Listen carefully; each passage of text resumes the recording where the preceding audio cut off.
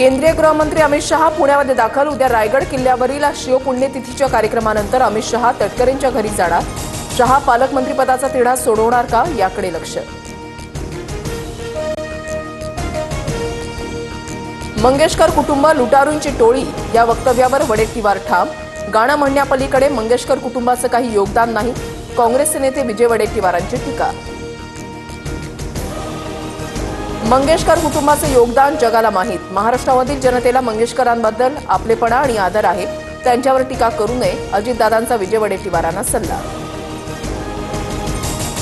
Dengue तापाच्या रुग्णाचं 6 lakh bill कसं, रुग्णाला अमृत पाजलं का? आमदार संतोष बांगर छत्रपती संभाजीनगरच्या एमजीएम रुग्णालयाच्या डॉक्टरांवर संतापले, ऑडिओ क्लिप व्हायरल। शेतकरी कर्जमाफीच्या मुद्द्यावरून बच्चू कडूंचं कृषी मंत्री कोकाटेंच्या घराबाहेर आंदोलन। कर्जमाफी न दिल्यास तीव्र आंदोलनाचा बच्चू कडूंचा सरकारला इशारा।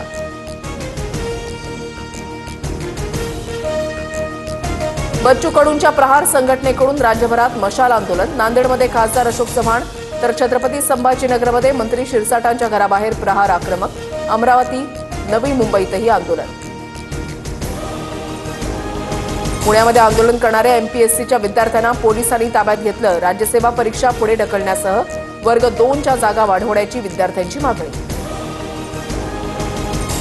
एसटी कर्मचाऱ्यांचा उर्वरित 44% पगार मंगळवारी जमा होणार। तसंच यापुढे महिन्याच्या 7 तारखेला एसटी कर्मचाऱ्यांचा पगार बँक खात्यामध्ये जमा होणार। परिवहन मंत्री प्रताप सरनाईक यांची माहिती।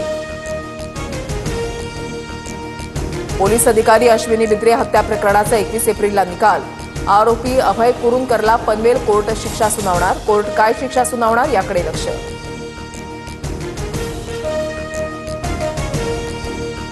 वडीलच मुलींवर बलात्कार करत असेल तर मुलींनी अशा बापाचा खून करायला हवा, अभिनेत्री अलका कुबल यांचं वक्तव्य।